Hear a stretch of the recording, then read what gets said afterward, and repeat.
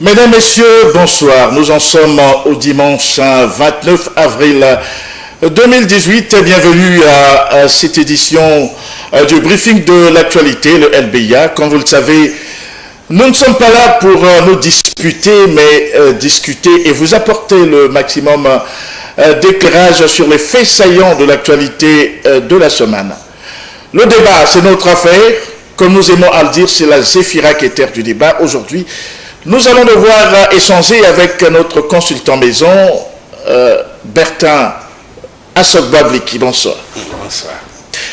Eh bien, avec lui, nous allons évoquer sur le plan local le sujet lié, bien entendu, à la célébration de la fête Malakima Kibila, une fête célébrée par la religion prophétique Ngunza Message.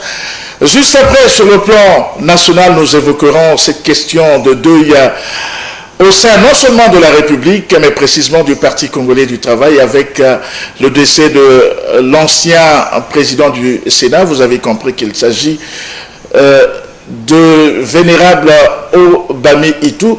Enfin, sur le plan international, nous évoquerons le retour cette semaine en Libye, précisément à Benghazi, du maréchal Haftar. Telles sont, mesdames et messieurs, les principales articulations de cette édition consacrée au débat sur les faits saillants de l'actualité de la semaine. Dans une poignée de secondes, donc après ce jingle, nous allons devoir nous retrouver pour briser la glace.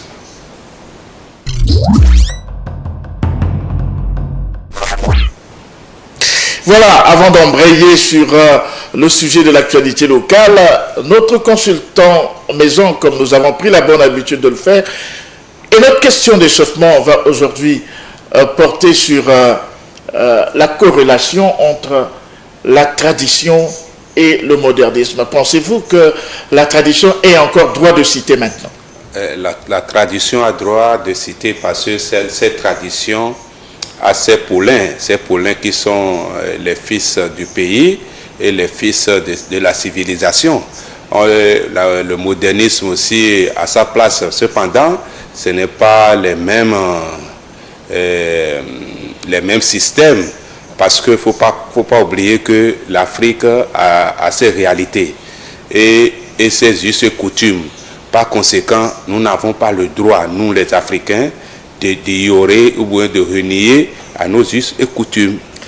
Nous n'avons pas le droit d'ignorer nos us et coutumes, Dixit. Bertin Assogbabliki, c'est notre consultant maison. Je ne perds pas de vue que c'est également un professeur des écoles, correspondant du journal Le Choc. Avec lui, nous allons briser la glace. Je vous donne de suivre ce reportage relatif à un sujet justement traditionnel. La religion Ngunza Message a procédé le 25 avril à une toute première occasion. À la vérité, cette occasion est traditionnelle. Le 25 avril de chaque année, on devrait célébrer cette fête appelée traditionnellement Malakima Kibila, ce qui voudrait dire la fête des interdits. Suivez donc ce reportage.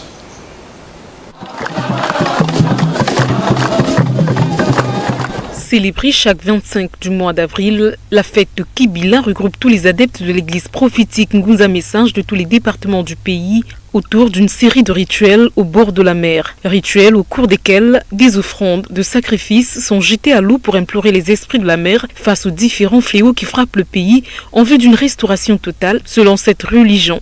Pour l'église prophétique Ngunza Message, le seul moyen de guérir ou d'éradiquer un fléau est de faire recours aux moyens naturels et traditionnels. Le sens de cette cérémonie, c'est la fête qu'on appelle Malakima Kibila, donc la fête des interdits, qui se passait dans nos traditions en Banza Congo pour évacuer ou enlever les épidémies dans le royaume Congo. Donc c'est un rituel qui se faisait au bord des fleuves et au bord de la mer pour enlever les épidémies. Les ancêtres faisaient cette fête-là pour demander aux entités des eaux de venir purifier les villes, pour enlever ces caractères qui ne sont pas du genre humain dans la tradition Congo. Une sorte de retour aux véritables sources de croyances africaines pour cette religion. Cette fête de Kibila a été célébrée pour la première fois dans le département de Pointe-Noire avec comme particularité la tombée de la pluie, signe de l'acceptation du rituel par les esprits des eaux. Voilà, retour sur ce plateau, on va évoquer tout à l'heure dans notre question d'échauffement. Est-ce qu'on peut établir la corrélation entre la tradition et le modernisme? Justement, ce sujet porte fortement sur la dimension traditionnelle. On rappelle, il s'agit de la célébration de la fête Malaki Makibila, entendu, la fête des interdits. En suivant ce reportage, on se rend bien compte que c'est une émanation des traditions Congo. Alors, vous venez de suivre ce reportage comme moi. Bertin, qu'est-ce que vous en pensez? Moi, j'ai aimé ça et lorsque j'avais vu, j'étais très content. Cela prouve que chez nous, au Congo-Brazzaville, nous n'avons pas nié à nos us et coutumes et que nous sommes partis nous accrocher aux religions avec la Bible en main. Et ce qui veut dire que nous devons continuer et il faut faire attention, on doit prendre ce qui est positif et favorable au pays et ce qui est négatif, on va revoir avec les ancêtres. On penserait, Bertin, que si des personnes, j'allais dire, venues d'autres cieux, voient ce rituel, ils penseraient que c'est des simagrées, c'est du spectacle. Non, ce n'est pas spectacle. Même les Chinois, ils ont leur tradition qui venait chaque année. Vous allez voir, chaque année, ils parlent de la fête des chiens, la fête des singes. C'est une réalité. Chaque nation a ses réalités qui ne doit pas ignorer et abandonner au profit du modernisme religieux. Si vous me permettez de m'exprimer comme ça. Parce que ça s'est passé dans un pays de l'Afrique où la sécheresse battait son plein et le ministre de la Culture est monté au créneau dans tous les médias pour dire mais nous sommes un pays laïque, chacun selon sa foi doit prier, invoquer la pluie sur le pays. Et évidemment, la pluie est tombée et que les cultures ont repris, la production, toutes les productions ont repris et de façon abondante. Et il est venu encore pour dire merci aux ancêtres et que la pluie doit continuer. Malheureusement, la pluie a débordé et on a perdu ces cultures dans ce pays. Ça nous rappelle Bertin, cette histoire locale où le ministre des Sports a demandé qu'on aille faire des incantations au stade de Kintele parce que chaque fois l'équipe nationale était battue de ce côté. On pensait qu'il y avait des entraves sur le plan métaphysique. Oui, c'est parce qu'il faut avoir la maîtrise parce que les esprits, attention, quand vous les invoquez, ils agissent. Parce que si vous êtes en communication, en harmonie avec eux, ils sortent et si vous ne les maîtrisez pas, c'est le dégât. Ils peuvent agir négativement. Alors, je rappelle à nos bien chers téléspectateurs qu'il y a un deuxième invité qui vient de nous rejoindre. Il n'est plus à présenter. Il s'agit de Maître Franck Ngimbi Mbezi. Bonsoir. Bonsoir, mon cher.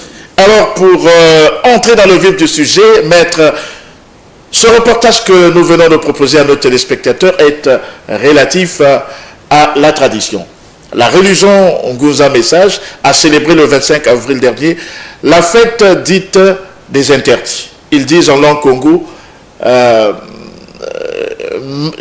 crois que c'est Malaki, on va se retrouver tout à l'heure, je regarde mes notes, Malaki Makibila. Malaki Makibila pour dire la fête des interdits, mais le rituel s'est passé sur le bord de l'océan. Une façon pour eux, semble-t-il, de conjurer les génies des eaux, les esprits des eaux, pour qu'ils nous évitent les fléaux que nous connaissons dans la ville. Quelle est votre réaction sur ce sujet? Bon, mon cher Guy, monsieur le journaliste, moi je pense que c'est une question... Enfin, j'ai vu le reportage au cours de cette semaine. Bien entendu. Et je crois qu'il y a ici une question fondamentale qu'il faudra mettre à la disposition des téléspectateurs, c'est la question des esprits. Parce que quand vous voyez ce genre de rituels, de cérémonies, ceux qui sont acteurs principaux dans ces cérémonies vous disent qu'ils sont en contact avec ces esprits et que ce sont ces esprits qui leur donnent justement les instructions nécessaires afin d'éviter les fléaux. Bon, mais pour croire à ce genre de cérémonie, il faut attendre les résultats. Il faut attendre que les résultats pour lesquels ils font ces cérémonies soient palpables. Voilà. Au-delà de ça, c'est une question de croyance. Hein, c'est une question de croyance. Moi, pour ma part, j'estime qu'ils le font selon leur bonne foi et ils ont tout à fait le droit de le faire. Et bon, s'ils le font dans l'espoir de faire en sorte que Pointe-Noire soit épargnée de tout ce qu'on a comme cataclysme naturel. Tout à l'heure, j'ai écouté mon cher Bertin parler de la pluie de l'autre côté. Bon, tant mieux. Mais si c'est dans l'autre sens, pour que Pointe-Noire se retrouve encore dans les difficultés que nous connaissons, à ce moment, je dirais, ça ne servirait donc à rien. Alors Bertrand, moi je voudrais rebondir sur un aspect non moins important, souvent évoqué par cette religion Ngunza Message, c'est cette tendance à ne pas intégrer le syncrétisme propre aux Chinois, par exemple, c'est-à-dire ce mariage entre leurs traditions propres et ce qu'ils ont reçu de l'Occident. Pour eux, ils s'imaginent que tous les compatriotes africains qui pratiquent le christianisme, ils se sont trompés de chemin. Tous les Africains doivent absolument pratiquer la religion Ngunza parce que c'est leur canal. Qu'est-ce que vous en dites? Bon, c'est un long débat. Pourquoi? Parce que l'homme est libre du choix de sa religion et de sa foi.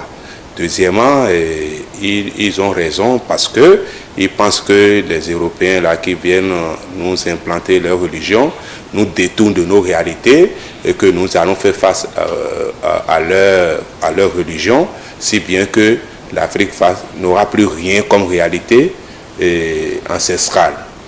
Et d'autre part, il ne peut pas dire parce que la cohabitation positive a toujours un bon rendement. Parce que si tu es libre d'aller avec les ancêtres, être fidèle, tant mieux, tu es libre. Quand tu veux changer, aller dans le christianisme, tu es libre. Le point central à ces deux, c'est qu'il y ait de positivité. Mais ici, c'est cette tendance à la stigmatisation. Vous qui n'êtes pas Ngunza comme nous, en tout cas, en tant qu'Africains, vous vous êtes détourné de chemin. Alors, on croirait que la notion de l'universalité, de la laïcité ne se fait pas valoir. Oui, c'est clair, parce que lorsqu'on regarde même les habitudes vestimentaires, nos parents qui ont emprunté ce couloir ne sont pas totalement traditionnalistes, sinon ils porteraient les raffias aujourd'hui, n'est-ce pas? Oui, c'est vrai. Ben, c'est pourquoi je leur dis que c'est un long débat. Moi, je leur trouve raison parce qu'eux, ils veulent être fidèles à leurs us et coutumes. Et maintenant, pour nous, qui chaque fois on est en veste, on a les cravates au cou comme le mouton, permettez-moi le terme, et pour dire que bon, c'est bon, on laisse. Vous avez vu, certains présidents de l'Afrique, Obasanjo, n'a jamais porté de veste jusqu'à présent. Il a dit non, il a des moyens pour porter les costumes. Il a les moyens, mais il dit que lui veut rester dans sa tradition. Mais ce n'est pas une raison pour qu'il s'insurge contre ceux qui portent. Il n'est pas contre eux. Il dit que ce choix, c'est de rester dans le traditionnalisme vestimentaire. Et il est resté jusqu'à présent. Il est resté. Et voilà. Les Africains, nous ne devons pas abandonner nos réalités au profit de l'authenticité, comme aimait à le dire un ancien président d'en face. Alors, Franck, je ne pense pas que vous versiez également dans cette dynamique traditionnelle. Non, moi, pour ma part, je pense que la question de la foi est une question personnelle. Croire ou ne pas croire. On parle d'ailleurs de la liberté de religion. De la liberté de religion, de la liberté de croyance. Et si vous faites une étude comparée sur l'ensemble des religions qu'il y a dans le monde, vous allez vous apercevoir qu'il y a des religions monothéistes et des religions polythéistes. Si vous allez en Inde, on va vous parler de Bouddha. Si vous allez chez les Juifs, on vous dira la Torah, ainsi de suite. Donc, il y a cette diversité religieuse au niveau international aujourd'hui qui fait que chacun se cramponne dans ce qu'il considère comme étant sa religion personnelle. Vous comprenez? Moi, pour ma part, je suis chrétien protestant, et je reste convaincu sur la base des principes protestants. Et puis, il peut arriver que de l'autre côté, nous ayons des bouddhistes, nous ayons des ressortissants de la foi baïe, il y en a plusieurs qui peuvent avoir un avis contraire à cette pratique ou qui peuvent avoir un avis différent. Mais le danger, maître, c'est la tendance extrémiste dans ces religions.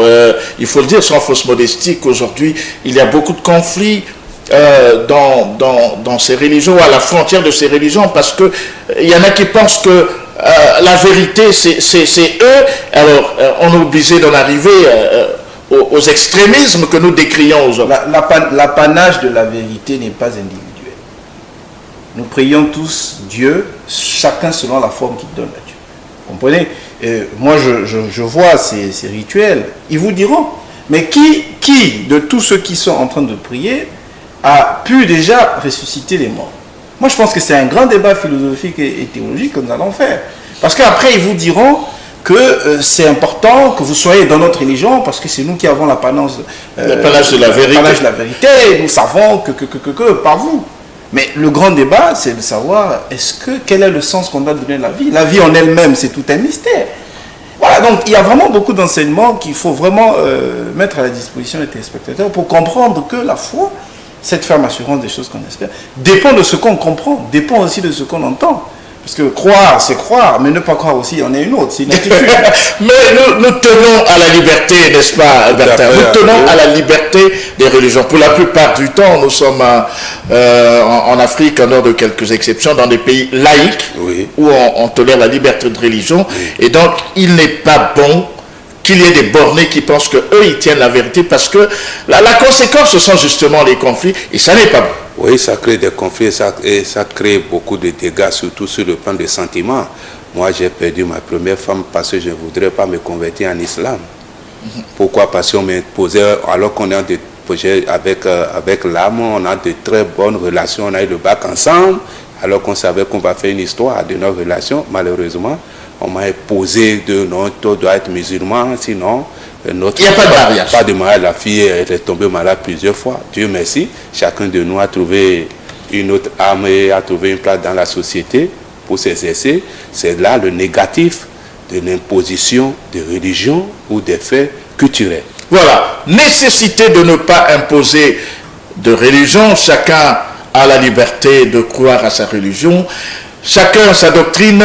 Il est important de noter que la nature est hautement intelligente, comme les 5 doigts d'une main qui n'ont pas la même taille, mais tous doivent servir de pince pour pouvoir agir. Important de noter cela, ce n'est pas parce que nous appartenons à un même père ou à une même famille que nous avons tous les mêmes âges ou les mêmes tailles. Chacun a sa façon de penser. Il faut respecter cette liberté. Il en est de même dans la religion. Nous allons changer de cadran cette fois-ci avec la deuxième rubrique. On se retrouve après ce jingle.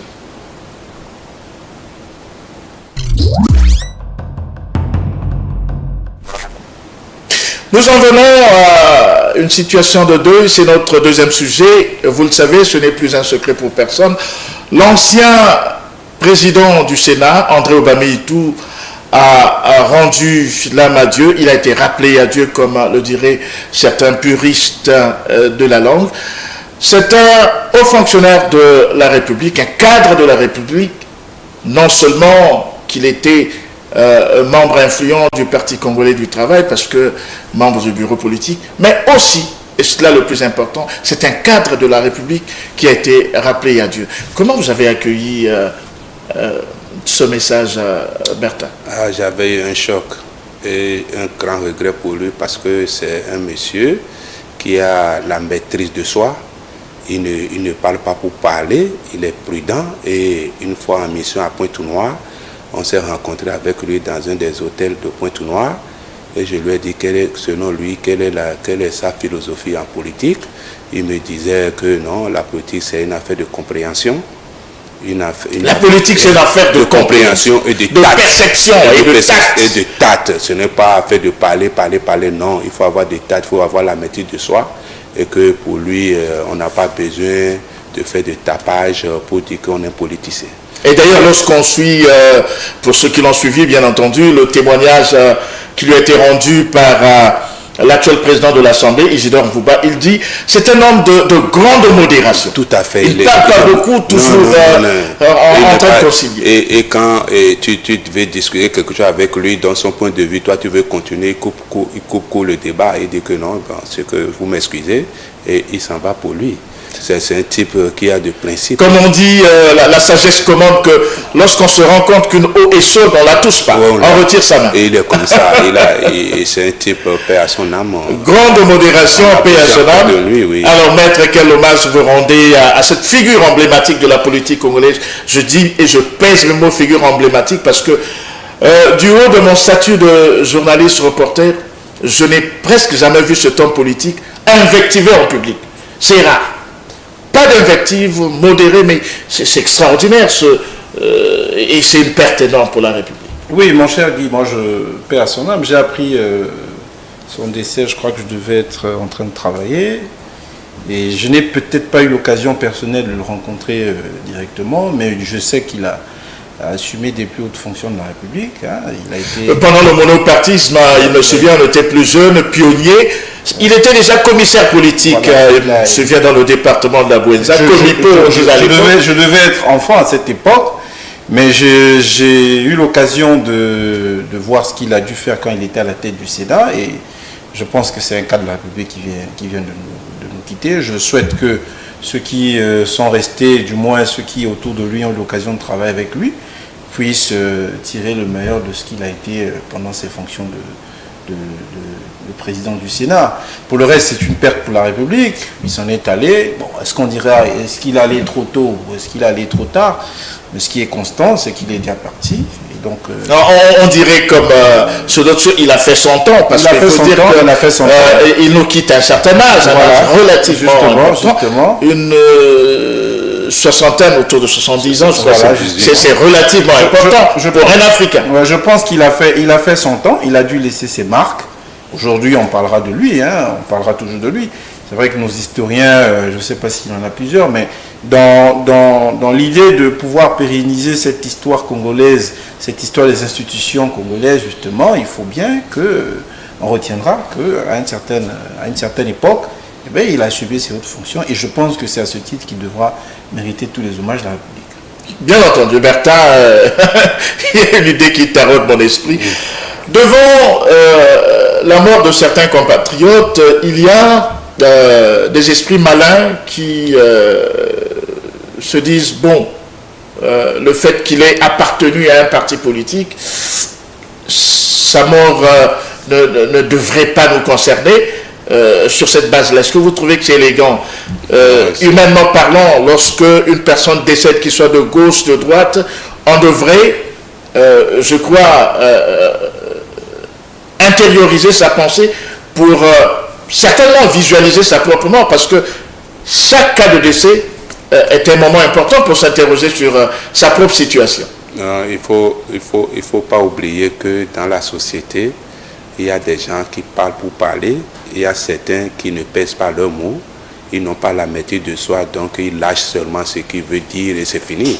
Quand un est membre d'un parti ou pas, c'est un être humain avant tout. Et nous, les êtres humains, nous devons être solidaires et avoir la compassion envers l'autre. La compassion envers l'autre, c'est ce que... La tradition nous dit qu'il ne faut jamais se moquer de quelqu'un qui se noie lorsqu'on sait que soi-même on n'a pas encore traversé. Lui aussi, il n'est pas immortel. Je suis désolé qu'il y a certains jusque-là ne veulent pas mûrir leurs esprits, aller dans le sens positif de la chose et qu'ils parlent pour parler, bon, oubliant que et quand vous lancez le crachat, le retour n'est pas facile. Le crachat vous revient. Ça va revenir toujours et que c'est le tour de l'autre. Il est parti. Lui, on verra comment il va terminer. Une occasion de la mort, maître, c'est un moment important pour s'interroger sur sa propre situation, faire une relecture de sa vie, parce qu'on n'est pas éternel. La mort, c'est le dénominateur commun de tous les êtres vivants. Vous savez... vous nous rappelez un détail important pour nos téléspectateurs. Il est souvent écrit sur certains calicots, nous sommes tous... bon, la richesse fait que nous soyons différents, mais l'égalité, c'est le tombeau. Justement. Donc, la mort, c'est le dénominateur commun de tous les êtres vivants. Et un jour ou l'autre, nous serons tous appelés à partir. Bon, après, est-ce qu'il faut se réjouir du décès d'une personne qui a occupé les hautes fonctions politiques? Moi, je pense que c'est non. Il a été, je l'ai dit déjà, à la tête du Sénat. Et le Sénat, c'est une institution. Et à ce titre, il devrait justement mériter tous les honneurs. Bon, il est mort, oui, mais nous allons tous mourir. C'est une évidence. C'est une évidence inéluctable. Je ne sais pas qui a déjà fait 500 ans sur cette terre. Enfin, du moins qui est resté éternel. Tout le monde est appelé à mourir. Donc, plutôt que de se réjouir du malheur d'un compatriote, il faut saisir l'opportunité pour cogiter, pour réfléchir sur sa propre situation. Et pour savoir surtout ce qu'on laisse à nos générations futures. Ça c'est très important. Parce qu'il y a un aspect important. On a parlé de grande modération pour Obama Itou, on a parlé de sa maîtrise de soi. Oui. On devrait retenir ça pour... Voilà. Qu'est-ce que nous... léguons à la postérité. Voilà, qu'est-ce que nous laissons pour les générations futures? Et c'est ce qui est important. La mort, ça arrivera. Tout le monde est appelé à partir. Mais avant de partir, il faut se dire, je m'en vais. Pour lui qui a été homme politique, homme de grande renommée, je ne l'ai pas connu de ma jeunesse parce que je devais être très enfant. Mais on peut, s'il y a des historiens, s'il y a des écrivains qui peuvent se plancher pour pouvoir écrire au moins un ouvrage ou écrire des articles, pour qu'après on puisse en saisir pour dire, voilà, durant sa vie, c'est lui qui a influencé, c'est lui qui a permis que, c'est lui qui a permis. Nous avons aujourd'hui des hommes politiques, ils sont là, qui justement font que l'administration avance. Mais parfois, ils ne sont pas connus du grand public.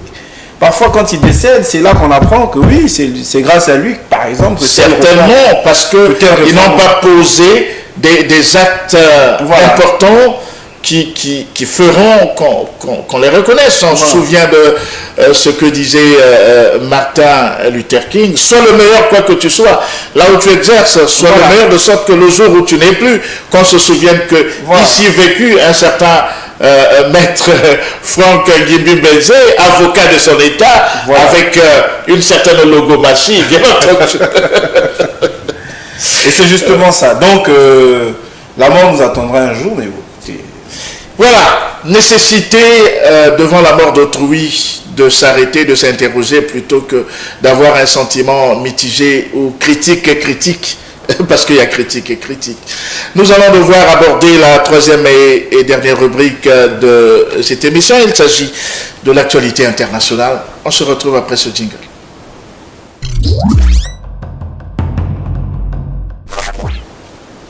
Sur le plan international, nous l'avons dit en introduction qu'il sera question de la Libye avec le retour du maréchal Haftar. Il a passé près de 2 semaines dans l'Hexagone, en France, dans un hôpital militaire. En tout cas, les Libyens se sont impatientés et généralement devant l'absence, comme on le dit, devant le vide, on est obligé de s'interroger et on imaginait déjà la succession. Il y a eu des tentatives de coup d'État, vous l'avez entendu. Finalement, il est rentré au pays et rassure.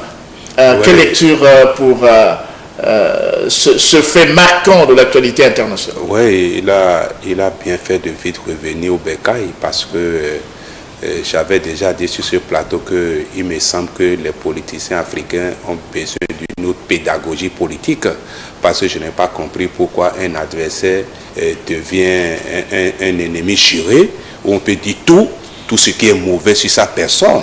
Même les réseaux sociaux. Jusqu'à souhaiter ça. Non, on a ça été déclaré qu'il est mort sur les réseaux sociaux, qu'il est déjà mort, ceci, cela, il est en coma, tout ça. C'est vilain. C'est pas une politique, ça. La politique on cherche la mort d'autrui pour dire honte-toi que je m'y mette, par-delà pour que je... Mais c'est diabolique. C'est diabolique, c'est incroyable. Et ça, c'est inquiétant parce qu'on n'a pas compris pourquoi on ne veut pas gérer affaires politiques comme cela se doit, considérer la politique comme une science. On veut faire la politique comme une philosophie de soi et comme on veut. Et voilà, il n'est pas mort, il est revenu au Bécaye et c'est un plaisir. En tout cas, il n'est pas mort, c'est un plaisir. Ces mots sont de Bertin, qu'est-ce que vous en dites? Oui, écoutez... La dynamique de la succession sur le dos d'un mourant. Vous savez, ce qui m'a surpris le plus, c'est que déjà, les gens se préparaient à le succéder. Et on a vu, vous avez beaucoup de reportages à son sujet, qui montraient que les gens étaient avides de pouvoir prendre le pouvoir. Vraiment. Alors que sa mort n'avait pas été déclarée officiellement. Heureusement qu'il est en vie. On parle jusque-là de mort, mais heureusement qu'il est en vie. Et nous osons espérer qu'il va vite se rétablir pour pouvoir gouverner sur le pays que nous savons tous. Ce pays a connu un printemps arabe, n'a pas été parmi les présidents. Et il faut dire que le maréchal Haftar est très engagé dans la lutte contre les extrémistes islamistes. Et donc, on lui reconnaît une certaine audience sur le plan local. C'est lui qui fait qu'il y a une certaine accalmie en Libye. Bertin, on rebondit sur un aspect non moins important lorsqu'on regarde cette question de la succession dans le droit fil du maréchal. On s'imagine également la réalité de nos traditions devant la logique de l'héritage. X n'est plus là, on se déchire, n'est-ce pas? Oui, c'est parce que les gens ne veulent pas respecter l'ordre des choses, parce qu'en matière politique, chaque pays a sa constitution et son régime qui détermine la logiquement, succession. ces choses-là devraient être prévues ou sont prévues. Le poste du président est vacant, qu'est-ce qu'il faut faire? Ils connaissent. Le reste, on veut faire son comportement, on veut se faire imposer et de façon illégale pour perturber la société, mettre les autres en difficulté. Sinon, ce problème ne doit pas se mettre. C'est affaire d'hommes négatifs. Parce que lorsque on a déjà la Constitution, pourquoi on ne va pas respecter la logique de la Constitution? En tant que loi fondamentale de la vie. Même dans la famille, si on n'a pas notre Constitution, c'est le liage. On dit non, c'est l'aîné ou c'est le ceci, on connaît ça. Pourquoi lorsque l'autre est assoiffé de pouvoir, il veut d'office balayer l'autre ou même l'empoisonner pour prendre sa place? Ce n'est pas humain. Il faut que nous soyons dans une logique convaincante et normale pour la succession. Parce que lorsque nous ne faisons pas cela, nous allons perdre beaucoup de nôtres et ce serait regrettable. Ce serait regrettable, la dynamique de la succession chez nous. Non, je sais que quand vous dites chez nous, vous parlez de l'Afrique, parce que ce problème ne se pose pas... pas tellement. Peut-être pas avec la même acuité que chez nous en Afrique. Seulement, se déchire. Je veux revenir sur ce que dit Bertin. Nous avons des constitutions, puisque justement il s'agit des fonctions qui sont organisées et qui sont planifiées par les constitutions. Ces constitutions prévoient la méthodologie à suivre en cas de vacance du pouvoir. Il peut arriver que le président soit malade ou il tombe malade.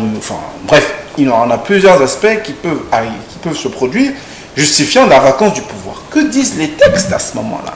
C'est là que les juristes que nous sommes intervenons pour dire oui, en cas de vacance du pouvoir, il est prévu que ce soit telle institution ou tel président de telle institution qui prenne le pouvoir. Mais dans la pratique, souvent, ce n'est pas ce qui se passe. On sait tous, on voit... On se déchire. À ce moment-là, se pose la question de la maturité démocratique. Est-ce qu'on peut dire aujourd'hui que les pays qui brillent par cette façon de vouloir ne pas respecter la Constitution, est-ce qu'ils brillent par une maturité démocratique? Et c'est sur cette base-là qu'il y a ce qu'on appelle la confiance à la participation politique, puisque, en toute hypothèse, nous, citoyens, tous citoyens, nous participons à la vie politique parce qu'on estime qu'on a une culture politique, on a une culture démocratique qui ferait que cette culture soit basée sur le respect des textes. Donc, après, il y a tout un problème de connivence entre la compréhension qu'on se fait de la vie démocratique, la vie politique, les valeurs démocratiques, et la compréhension qu'on fait de l'estime de soi, l'envie de toujours vouloir... Donc, je pense que pour le cas de ce qui s'est passé en Égypte, c'est ce qui a failli se passer. Heureusement que le général Haftar est revenu.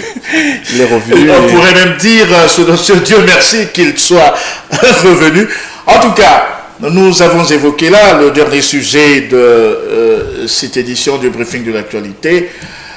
Le maréchal Haftar étant de retour au Bercail, du coup, les supputations sur sa succession se sont arrêtées. C'est une bonne nouvelle, pourrait-on dire. Mais c'est l'occasion de tirer les enseignements de ce genre de situation. Et on en a parlé ce soir avec Bertin Asogba-Bliki et maître Franck Ngimbi Mbenzé. Si vous avez aimé, j'ai le noble devoir de vous rappeler que la rediffusion, c'est lundi autour de 21h. Nous avons été à la présentation, comme vous le savez, Guy-Serge de Mouanza, votre humble serviteur. Derrière les manettes, un homme invisible, lui c'est Ghislain Sounda, nos invités, vous les connaissez, je le rappelle, Bertin Asogba-Bliki, qui est enseignant des écoles, correspondant du journal Le Choc, faut-il préciser également consultant maison. Maître Franck Ngimbi Mbenzé est avocat, il fait partie également de la trempe des personnes ressources de LBA. Dieu nous prête vie, nous nous retrouverons prochainement, donc le dimanche suivant, avec le même zèle apostolique. Au revoir.